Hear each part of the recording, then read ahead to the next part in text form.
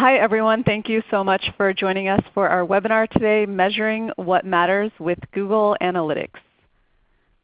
Before we get started, I just want to go over a few housekeeping items. So all callers will be muted. If you have questions, feel free to use the chat box that you see on the left-hand side of your screen. If you have to drop off early or if you want to watch the webinar again, we will be sending out an email with the presentation, the recording, and any relevant links. If you lose your internet connection, just refresh your browser using the link that was emailed to you. If you are on social media, feel free to tweet at us at TechSoup using hashtag TSWebinars. But like I said earlier, we'll be using the chat box that you see on the left-hand side of your screen. So just a little bit about TechSoup. We are located in 236 countries and territories. We serve over 1 million nonprofits around the world offering donated or discounted technology. We make our mission possible because we partner with several technology organizations like Adobe, Intuit, Microsoft, Symantec, and several others that you see here. If you are interested in finding out if your nonprofit is eligible, my colleague Zareen just messaged out the link if you're interested in seeing if you are eligible to get product donations. In addition to donated and discounted products, we also offer tech consulting, technology services, training, apps for change, and then information and resources. And just so you guys know, we have a Google Analytics course that's coming up with today's presenter, Jack. So if you guys are interested in taking the full course after today's webinar, we do have a 10% discount off of your first course, which you see here. And then my colleague Zareen will also be messaging it out, and we'll include it in the email as well. So before I get started, I just want to make sure that you guys can hear me okay. So if you don't mind just chatting in where you're calling in from, and I'll read a few of them out just to make sure you guys can hear me. All right, so we have Cambridge, Portland, Albany, let's see, Maryland, Houston, North Carolina. Okay, cool. So it seems like you guys are calling in from all over the place and you can hear me okay. So I'm going to go ahead and make introductions. So my name is Seema Tucker and I'm the Senior Manager of Content here at TechSoup. I have with me Zareen Kazi, who's the Marketing Associate here at TechSoup, and she'll be helping out on the back end. And then we have today's presenter, who is Jack Downs, and he is the Digital Analyst Whaler at Whole Whale. Originally from landlocked Oklahoma, digital analyst Jack Downs is excited to be swimming with Whole Whale. Working in analytics enables Jack to leverage creative thinking and data for good, creating a space to problem solve and craft strategies for maximizing impact. Jack is Google Analytics certified and loves advocating for data by hosting webinars, leading analytics courses with TechSoup, and developing Analytics Karate, a gamified approach to mastering Google Analytics. In addition to his work with the analytics team, Jack has enjoyed managing projects with the United Service Organizations, Stanford Social Innovation Review, Lung Cancer Foundation of America, and National Aphasia Association. So I'm going to go ahead and pass it off to Jack. Great. Thank you for that introduction. Today's webinar is an introduction, general overview of Google Analytics. And we'll begin by putting web analytics in context by looking at the concept of impact mapping. So that's the idea of taking the metrics that matter most to your organization and putting them in a framework to help you understand how the work you do increases the outcomes that you would like your organization to achieve over a period of time. So from impact mapping, we'll move into Google Analytics, web analytics, and the idea of tracking users on your site, understanding the behavior to fine-tune strategies, and ultimately increase or maximize the outcomes.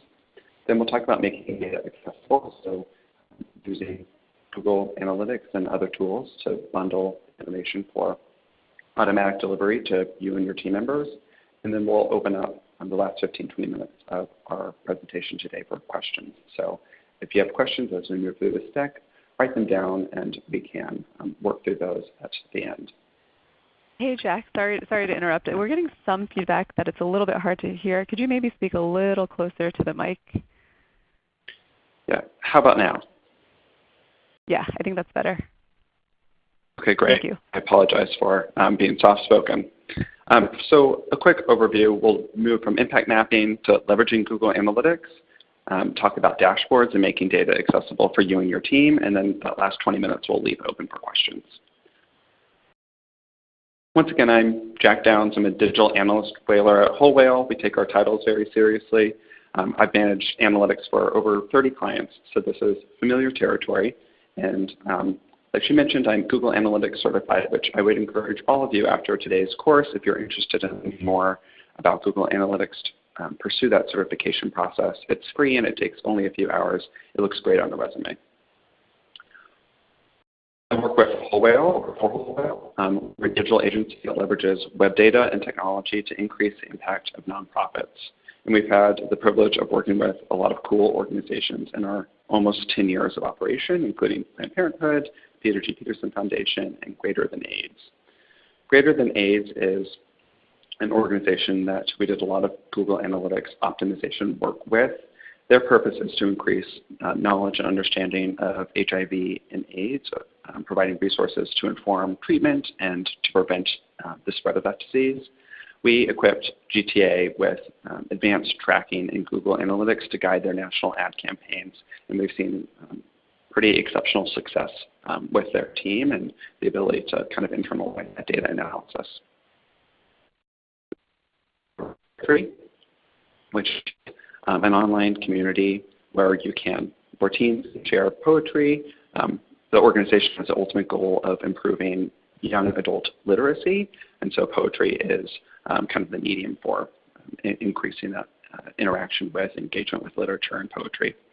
We helped Power Poetry, again, establish Google Analytics and set up advanced tracking so that they could better understand how they were acquiring users, and using that information, they were able to fine-tune their digital strategy and are now the largest online teen poetry database with over 300,000 uploaded poems. So with both of those clients, Power Poetry and Greater Than AIDS, and then with all the clients that we work with, we first present to them the idea of outputs and outcomes. So the idea of what we do, what we hope to achieve, or the impact that we hope to create. So Google Analytics is important because so often there is a gap, a knowledge gap between the ability to see the work that we do on a day-to-day basis and our ability to measure how our work affects real change. There is a number of steps in between actually doing the work, creating online resources, curating a website, reaching out to potential volunteers, and that work actually manifesting in real-life change. Web analytics gives us the tools to bridge that gap and to understand how we can fine-tune our digital strategy to better optimize online user experiences and to target new potential volunteers or donors so that we ultimately, one, have a clearer idea of how well we're achieving our goals, and two, increase our chances of building on that growth year over year. Without that infrastructure in place, that web analytics infrastructure in place, we get back to this idea of we're lost, but at least we're making great time. So you might have an idea of how well you are doing as an organization, but without the data to back up your work, or to take a closer look at the work you're doing in month-to-month rate or year over year, then it's really your best guess as to how we are able to kind of optimize that online strategy, that digital strategy moving forward. So data fills in that gap and allows you to make data-backed decisions, data-backed guesses, and really fine-tune any kind of work you're doing in social media or in producing content, reaching out to donors over email, etc. The first step is impact mapping, which is a nice starting point for identifying your organization's outputs and outcomes, and then establishing a framework for measuring your success and actually achieving those outcomes. So we begin with two critical questions, the what and the how.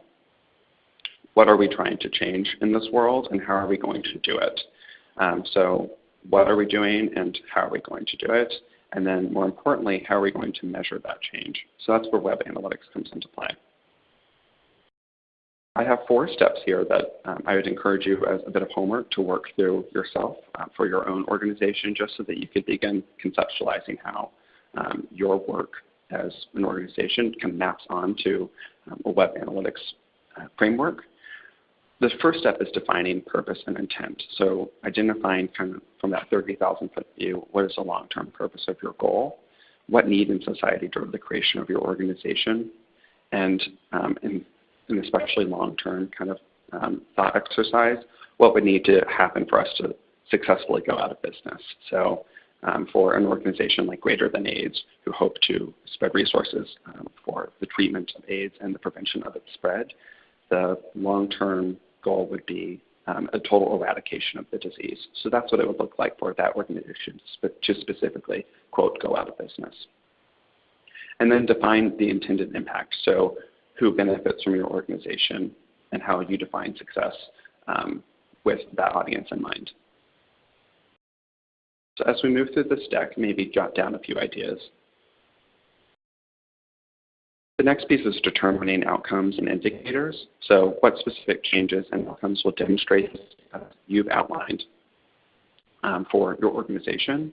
So this could be something like total number of social media followers, or total number of registered volunteers, your email list, the total volume of people engaging with resources that you've included on your website. Or it could be something that's a bit more macro, so total number of donations or revenue in a given year, or if you are generating services for individuals, the total number of individuals helped in a specific period of time. And then thinking about how you can measure those specific metrics with any number of tools to fine-tune, again, any efforts that you and your organization are focusing on to goals for measuring effective analytics. About indicators, be smart, so especially as it pertains to web analytics, we want those kinds of pieces that we measure in real time to be smart. SMART is an acronym for specific, measurable, relevant, and time-bound. So if we're thinking about why we have a website and what makes investing in that website worthwhile, we come up with a few key indicators like total volume of users engaging with your website in a period of time. Users is a smart indicator because it's specific, it's measurable using a tool like Google Analytics. It's actionable, meaning if we see a decrease in the volume of users, we know that we need to double down on the most successful acquisition strategies. It's relevant because user data can be translated into real world outcomes, and it's time bound. So we're able to look at a period of time and say specifically that we had X number of users. And then once we have the idea of what those indicators are in mind, we look to specific tools, again, to track those pieces over time, choosing methods that are both qualitative and quantitative. So web analytics gives you a sense of not only the volume of users that are engaging with your online resources, but also give you tools to gauge how well that engagement actually is, or how strong that engagement actually is. Are people finding your resources meaningful or helpful? Are they watching any videos that you share on social media? Are they downloading resources that you've included on your website? And then decide how often you will measure each indicator as well. So once all those pieces are in place, once you've identified what is the most important data for your organization in terms of gauging ongoing success, once you've determined the best metrics for kind of measuring that data over time and how you will approach measuring those data in the next year or two, then we can transfer all of that information onto a framework like the funnel of engagement to organize each of those data points. So again, in doing this, we're creating a framework for making sense of the data available to us in Google Analytics. And we'll move on to the platform in just a second so that we can see what this looks like in real time. but it's important to take a step back and think about why understanding total volume of users on your site is relevant for your organization. What does it mean to have 100 people visit your website in a week? And how can we refine our social media strategy or our, say, our online ads to increase that number over time and to really activate those users? So I've done a mock-up here of what this looks like for an organization called Defeat Cancer. So this is a made-up organization, and their goal is to provide the best-in-class resources for users who are have loved ones with cancer or who have interest in understanding the symptoms of specific types of cancers, et cetera. We use this framework called the funnel of engagement to help this organization understand how web data can illustrate movement from just general awareness about an organization like Defeat Cancer to actual commitment to that organization. So that top piece would be like potential donors know about Defeat Cancer. The second would be those users are browsing content or using your website in some kind of meaningful way, engaging with the social media post. And then finally, a user takes kind of that top level action that you might ask for on your website or through social media. So thinking about those metrics or indicators for Defeat Cancer, some of those metrics might be the total number of users visiting the site or the total number of users who are visiting target resources that provide information about specific types of cancer or symptoms. As that engagement gets more refined at the engagement level, we might think about indicators that indicate some kind of meaningful engagement or ongoing interest in connecting with the organization. So subscribing for a newsletter or returning to the site within a handful of times or more than one time in a set period of months or weeks. And then finally, as we get a bit more specific, thinking about those indicators and what really result in kind of affecting overall change for your organization, we have actionable indicators like donations, shares of social media content, or filling out some kind of volunteer form on your site. Overall, this leads to kind of those key outcomes for the organization. So as you can see illustrated by this funnel, we move from general awareness of a user to engaging with your resources or with your website in some kind of meaningful way, to finally providing information for donor dollars, and then ultimately being committed to your organization in a tangible way. And at this level, that's where we start to see those kind of organizational outcomes realized. So this creates that gap or bridges that gap between the work we do to create an online experience and the outcomes that we hope to achieve in real life. It's part of this broader process of gathering data, asking questions, analyzing those specific steps that a user might make, drawing insights on how to increase the number of people who at the time or who are signing up for your newsletter, and then finally fine-tuning any kind of efforts that you make to reach new users, making those adjustments, and then using the data again to see how well those changes affected change on your site. This is where Google Analytics comes into play. So now that we have thought a little bit about what measuring success for your organization looks like, we can map out those indicators onto Google Analytics and actually see how well we are performing in our digital online spaces month to month. So just for a quick introduction, Google Analytics is a free web analytics service that tracks and reports website traffic, and it runs behind the scenes on every page of your site. I'll move into Google Analytics just for a quick preview, just so that we can see what this looks like in real time. So here's Google Analytics for Power Poetry, and we have the last quarter's worth of data. So immediately we could see some of those key indicators that we called out when we started thinking about the metrics that matter most in terms of gauging organizational success. So in the last quarter, Power Poetry had just over 1 million users. Those users stayed on site for almost 2 minutes on average. They visited nearly 2 pages on average. And they bounced from the site at a rate of 42%. So to bounce means to open up a web page and to exit before taking any kind of meaningful action. So we don't want users to bounce. A bounce rate of about 42% is pretty strong for a website with that kind of user journey that Power Poetry does, where people are asked to take some high-lift action, like writing a poem and publishing it to the site. From this user overview, we can apply data comparisons.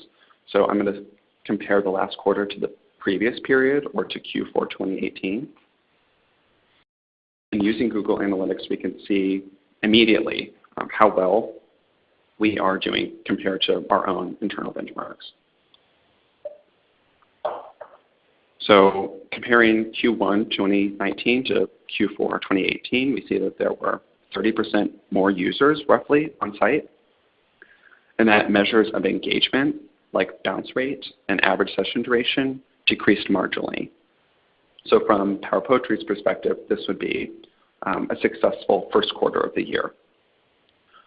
Their organization looks at indicators like total users and bounce rate to gauge how well they're curating users at that awareness level, where they're just at where it's all about name recognition and getting resources and the opportunity to sign up and post poetry in front of potential audiences, new teams that will ultimately then take that next step, that engaged level step of signing up and becoming a regular user. Within Google Analytics, one of the most important reports is the user acquisition channels report here. So again, this is just an overview, and we could talk a bit more about the specifics of utilizing this data in just a bit. But for a quick demonstration, we'll move into the channels report and see how Power Poetry is acquiring new users across any number of channels. So we could see that in the first quarter of the year, 81% of their users came through organic search or through search engines. Another 9% of users roughly access the site by inputting the URL directly into the bar at the top. So that's direct traffic. And then paid search. So this is any kind of paid advertisement on Facebook or Google Ads is accounting for about 6.5% of your traffic. So moving back to those kind of key indicators, or the ability to track the success of an organization over time using web analytics, we can use this information to give a sense of where that growth stemmed from. So Power Poetry had a 30% growth in 1 quarter's time in terms of online web presence. Where did that come from? And according to the channels report, Power Poetry knows that the majority of that traffic is coming from Google search or Yahoo search or Bing. It can fine-tune strategies by producing more resources or posts to build on that organic traffic. If they were an organization that leveraged social media in a meaningful way, they might be alarmed to see that like the percentage of social traffic is rather low, and this could be an indicator to build on that first quarter of growth, that directing efforts to social media could be a strong opportunity. Moving through this demonstration, we could also look at user demographics and location. Power Poetry is an international organization, so we see users around the world with just over half coming from the United States. If we click into any of these options here, just like in other reports, we could drill down into the data to see more specific actionable data that can inform, say, advertising strategies or actual like on-the-ground outreach. So comparing periods of time, Google Analytics offers these easy visualizations. And we'll move into metro area. So if we are Power Poetry, we can, using this report, very quickly visualize where our pockets of users are concentrated. So strong presence in Dallas, New York, Chicago, other large metro areas around the country. Google Analytics also shows where users are spending time on your site.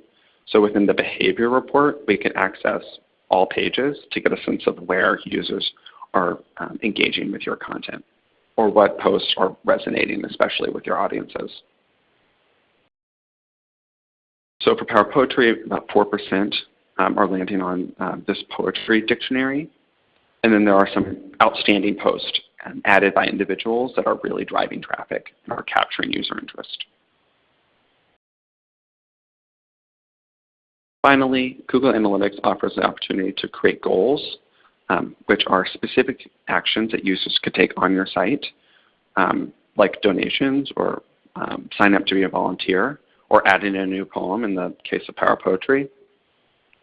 And we could track those specific meaningful actions that will move the needle for your organization within this goals report. So in the last quarter, as a measure of success, we see a 13% increase in new poet registries for Power Poetry, and then some interest in adding new poems from existing users as well. So you can think about some of those key indicators that I asked you to ideate around at the top. What ultimately represents success for your organization when it comes to your online strategy and what you're doing with your website and with your social media accounts.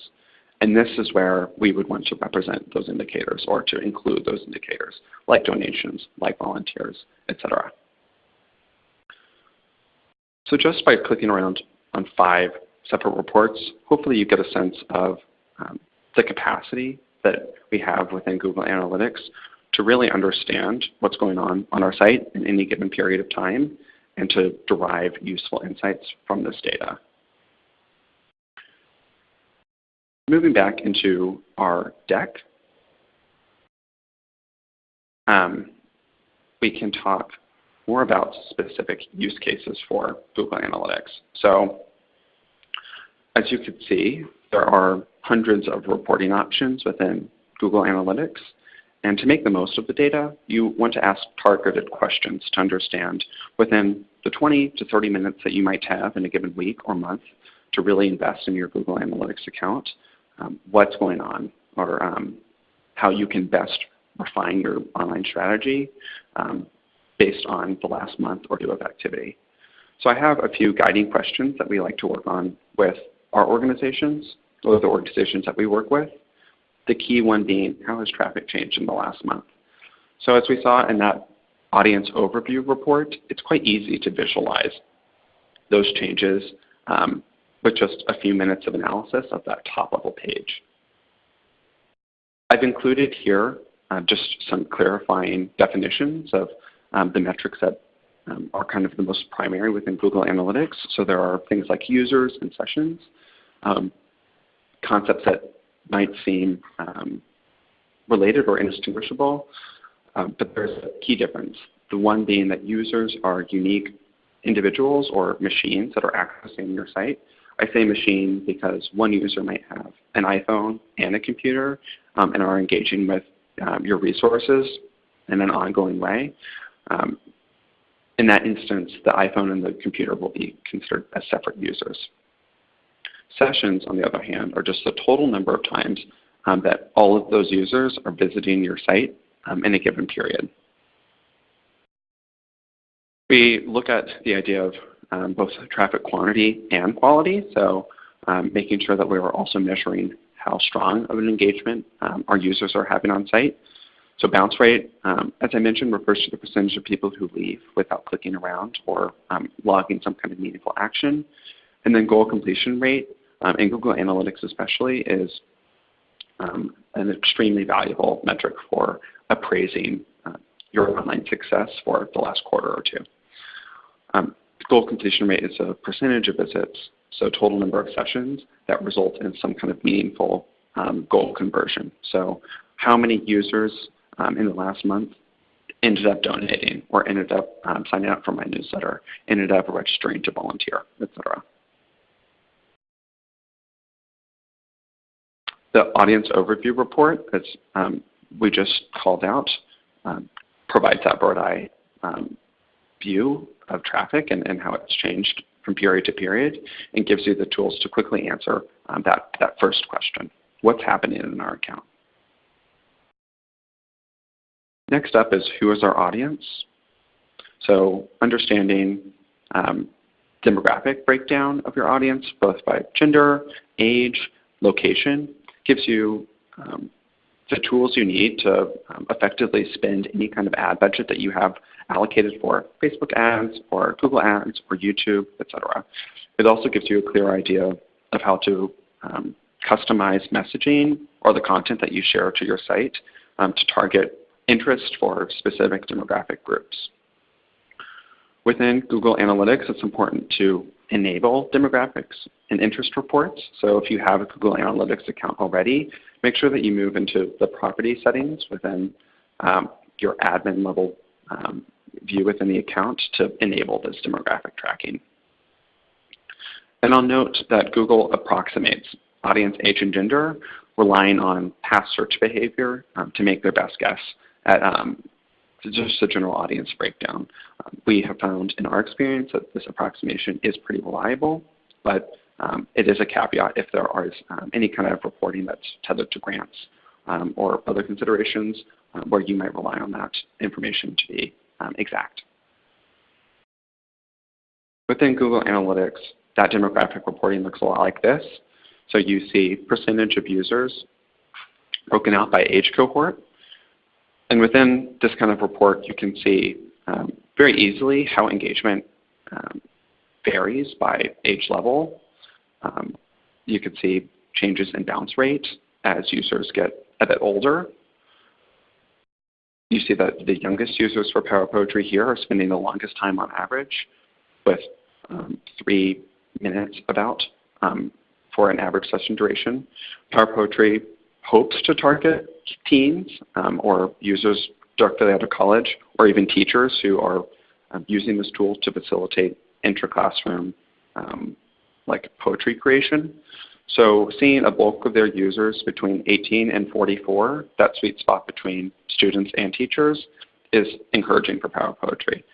And looking at how engagement varies within that bounce rate column, that pages per session column, and average session duration gives them the tools they need to figure out how to fine-tune the user journeys that are laid out for, say, students who they want to ultimately post, and teachers who the ultimate goal is to have them bring this tool into the classroom.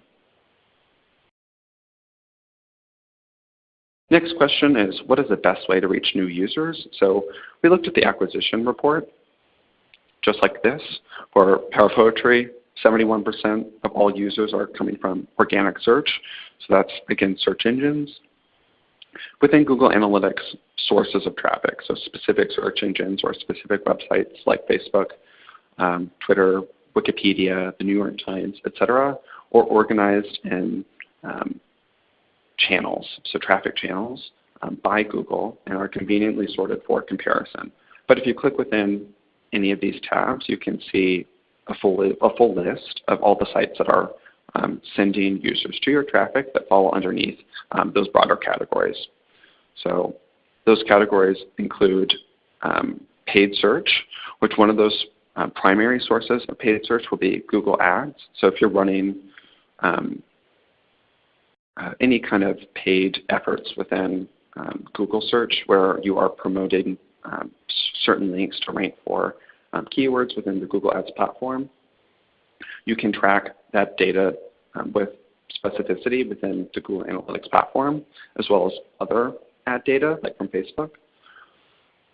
Google takes it one step further, however, with the Google Ads performance data, because you're able to link the Google Ads account directly with your Google Analytics account, creating a seamless integration and really giving you like a leg above competition in terms of understanding how ad dollars drive goal conversions or other meaningful engagements on your website.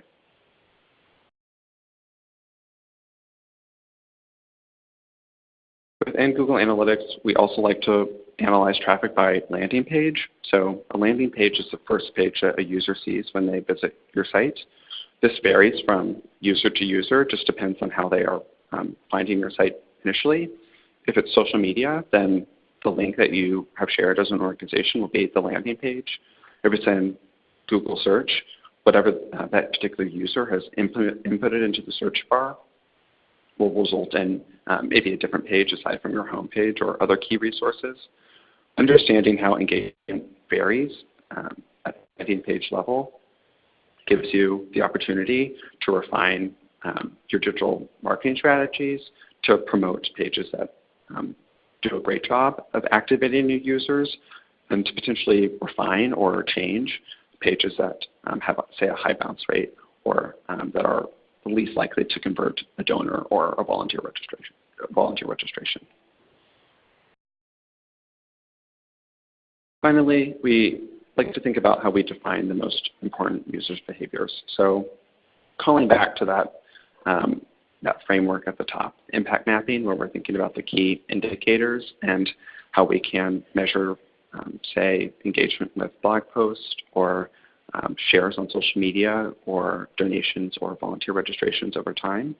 Google Analytics provides us the opportunity to really customize the account using two key tools. The first is Google Analytics events. So these are any actions that a user might take on site that are automatically tracked within Google Analytics. So out of the box, Google Analytics will pull page view data, so where users are spending time on your site, give you a sense of how long they're staying on your website, how often they are bouncing or exiting, and where those actions are happening. But when it comes to things like how deep someone's scrolling or how many times a user is playing a shared video or how many times they're registering using some kind of form, that information or that data is up to us to enable within the account. Using a tool like Google Tag Manager or having a developer help customize Google Analytics on the back end of your website is the way to include this event data. Again, that's specific elevated user behavior data like page scroll, video plays, etc. As part of all engagements with nonprofits, we use that initial funnel, that impact map, to identify what is most important to track. And then we work in Google Tag Manager to implement the tracking of those key, like advanced actions to add even more color to these Google Analytics reports. Event data can then be elevated to Google Analytics goal data. So we looked at this in that quick walkthrough, but goals are critical behaviors and often include things like newsletter signups or shares to social media. These are able to be configured directly within the platform. So if you have key pages that you want users to see, or if you want a user to stay 5 minutes or more, or there's no other kind of like time threshold that you have in mind that represents key engagement, then you can already go into your Google Analytics account and configure goals, so those most important actions, to begin tracking those user behaviors that will ultimately move the needle for your organization. Goals are something that we like to include in like year-end reporting for the organizations that we work with. If we had a 20% increase in newsletter signups or a 30% increase in donation revenue year over year, that says to us that we are doing our job in terms of optimizing digital strategy and gives the nonprofits the tools to make those calls for themselves and to refine, again, any kind of work that they're doing, any kind of time that they're investing in the website based on, again, those kind of key user actions. So my final point is that, and potentially you cut on and seeing how robust the data is within Google Analytics and how potentially time consuming it could be to spend actually wading through some of this data on a regular basis.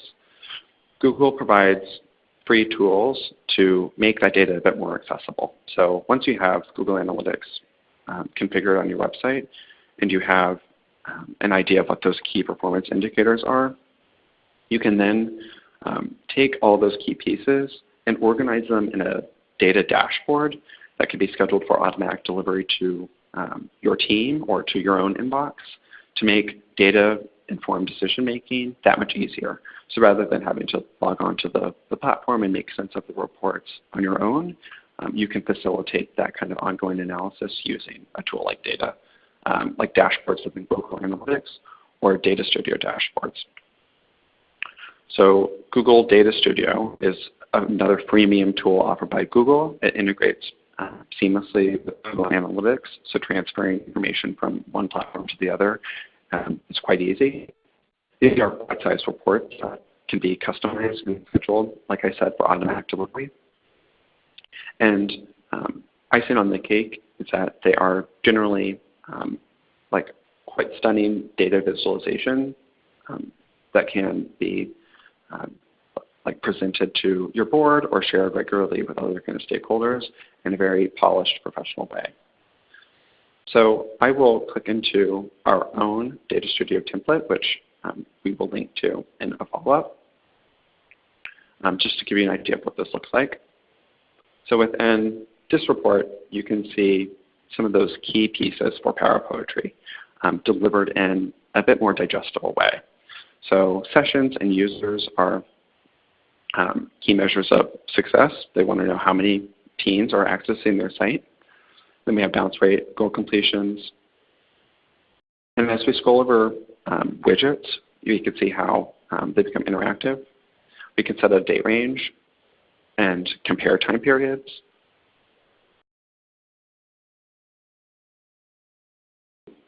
And then from the overview page, we get even more specific. So here's a demographics dashboard. Google Ads. So Power Poetry is running almost $40,000 of Google Ads in a given month. So this is how they can really appraise the success of those efforts.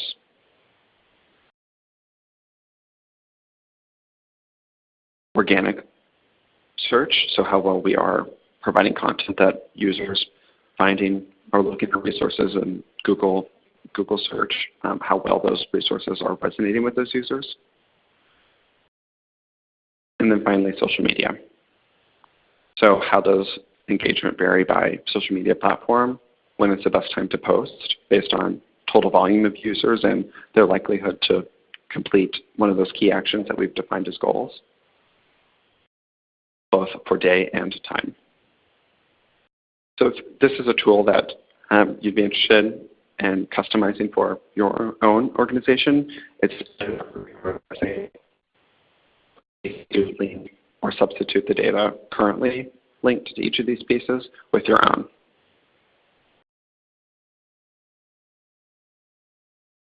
The other option is looking at dashboards within Google Analytics. So this is a smaller scale opportunity to build out custom like dashboard data reports for your team. They could also be automatically delivered to various stakeholders using email.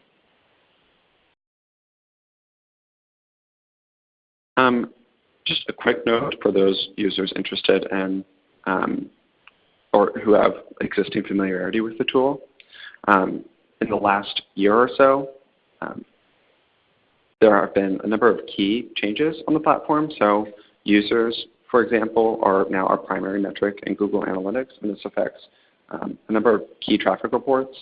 There's been a rise in dark social media traffic. So this is users who share resources or links over iMessage or WhatsApp or other peer-to-peer communication tools.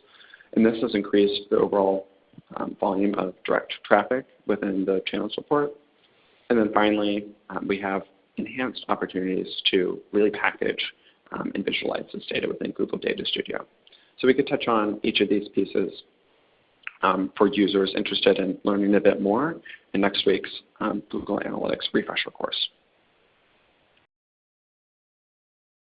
And now I'd like to open up the floor for questions. whether it be about impact mapping and how to best establish that kind of framework for your own organization. I could toggle back to certain slides if we need any clarification, or if you have questions about Google Analytics functionality or want to dig into a specific report, just let us know. All right, thank you, Jack. So we definitely have a few questions that have come in. So the first question is about the Data Studio. Is that a free tool, and is that accessible by everybody? Yes. So Data Studio is a free tool.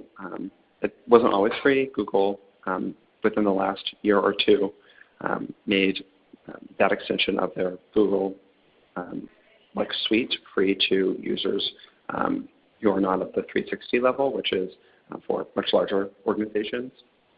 But it is highly customizable and intuitive to use.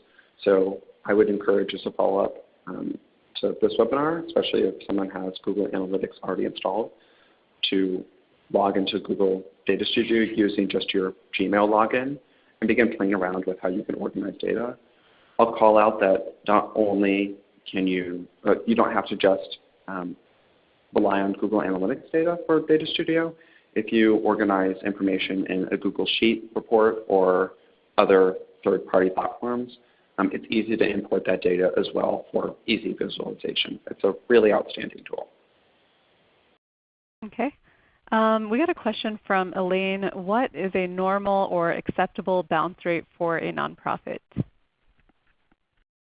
Sure. So bounce rates do depend on the kind of website that you are. So if you are producing a lot of content and your objective is to incentivize users to click through a number of pages on your site, explore, say in the case of Defeat Cancer or hypothetical organization, they want users to look at symptoms and then potentially click through to understand more information about specific types of cancer or like seeking treatment.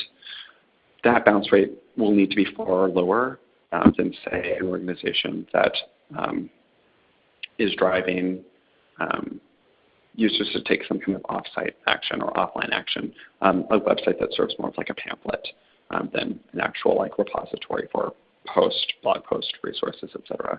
So for one of those content-heavy sites, I'd say shoot for anywhere between 10 and 30% for a target bounce rate. And if your site serves more of a brochure for your organization where there's just key information, you're directing users to say sign up and kind of take action offline, or if you have a majority of your online presence on social media or elsewhere off of your primary domain, then a bounce rate between 40 and 60% is a bit more acceptable. Perfect. Okay. We got another question from Robin. Can you see what search terms they were using in their organic search that brought them to the website? Yes. I'll go ahead and share my screen again. I'm going to go look at this for Power Poetry. So within the acquisition report, back in this kind of channels overview where we get a sense of breakdown by source, we'll click into organic search and then look at this traffic organized not by source, but by keyword. So we'll let this load real quick. And I'm going to toggle off this time comparison just so that we have fewer data points to comb through.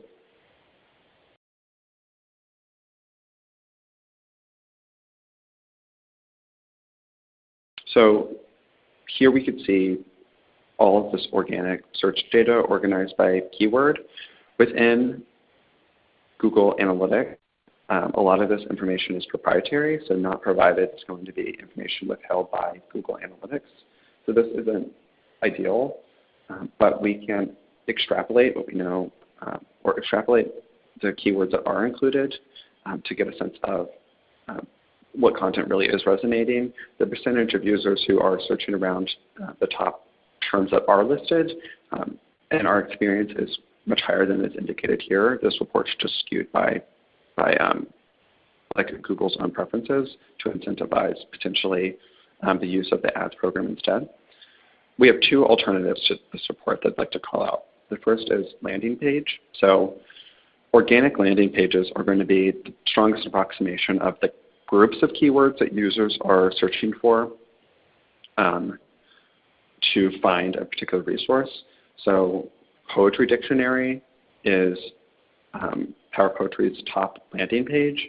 So if we were to click onto this resource, we could pull out key terms used throughout, like dictionary, poetry, key like definitions included within that resource, and deduce based on just user behavior we're seeing in Google Analytics that there's high search volume around like language associated with this particular resource. From Google Search Console, which is another tool that we could seamlessly integrate with Google Analytics, we can get specific information directly from that platform brought into Google Analytics to provide a bit more clarity. So this is like a third space where we kind of approximate that, that user search behavior. So whereas a lot of this information was withheld or blurred within the channels report, if we link our Search Console, which is another free tool by Google Analytics that just takes a few minutes to configure for your own organization, we can see specific search volume for key terms. So we saw terms like slam poetry and blackout poetry on within the organic search report and had associated traffic. But here we can actually see the total click-through rate, how we're ranking for the search term in the top page of Google search, total volume of impressions. So for something like slam poetry, we're getting our resources in front of almost 100,000 users in over a quarter's time. And this can be useful in terms of guiding ongoing search engine optimization, making sure that all pieces that are relevant for slam poetry and related search terms are optimized to show up in that top position in Google search.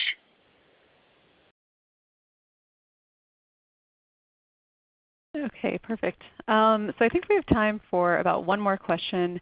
Someone was asking, is there kind of a tipping point when it is good to start using Google Analytics, or if somebody doesn't have a lot of traffic, does that mean it's not really worth it, or do you think it's good to just start from the get-go? And is there like a specific number of visitors that you think a website should have for it to be kind of interesting data? Sure. So that's a good question. For websites with a small volume of traffic, it may not seem like it makes sense to like invest the time to do kind of monthly, weekly analysis within Google Analytics, since there's going to be such little change in terms of number of users and the actions that they're actually taking. But by installing Google Analytics as early as you can track growth over time. And while we still maybe only have a couple hundred users visiting in a month or in a couple months' time, it still establishes some internal benchmarks to beat as you continue to optimize digital strategy, your digital presence, and then ultimately grow. So I would suggest that moving forward with implementing and then maybe just adjusting kind of like a set interval for engaging with that data, like every few months or so, since again the volume of user data is going to be pretty limited. Yeah, I think that a tool like Data Studio 2 that could help automate that ongoing analysis would be a nice companion piece. And then if you also rely on any kind of ad spend, so if you are promoting posts on Facebook, or if you're using money in Google Ads, or want to invest in a new like CRM, you can rely on Google Analytics data to like produce results or like prove that those efforts are like resulting in site traffic, meaningful engagement with your content to people who might control those budgets, or to people who might be able to allocate a bit more money to like invest in those kinds of digital strategies. Okay, perfect. So it looks like we're getting close to time, and it seems like you have offered your email here for those of you who didn't get your questions answered. So if you still have follow-up questions, feel free to email Jack, and that's okay, right, Jack? Yeah, that would be great. Okay, perfect. All right. So like I said earlier, Jack is doing a follow-up course with TechSoup courses, and you can see the full list here. If you guys are interested in signing up for a more detailed follow-up and learning about Google Analytics, the link will be messaged out by my colleague Zareen. And if you are taking a TechSoup course for the first time, you can use this promo code to get 10% off your first course. If you guys don't mind, when you leave today's webinar, we have a post-event survey. So any feedback that you have for us is always super helpful. If you're on social media, feel free to give us a follow. We're on Facebook, Instagram, Twitter, and feel free to visit our blog. We post a lot of helpful tips and tricks on our blog at blog.techsoup.org. And we have one more webinar that I'm actually presenting next week, which is your guide to content marketing for nonprofits. So if you guys are interested in signing up for our upcoming webinars, you can find that on our website. All right, so I'm going to go ahead and close out today's webinar. Thank you so much, Jack, for the detailed presentation. Thank you to Zareen and Meredith for helping on the back end. And thank you to our audience for staying on for the full hour, and to our sponsor, ReadyTalk. And we hope to see you guys on the next webinar.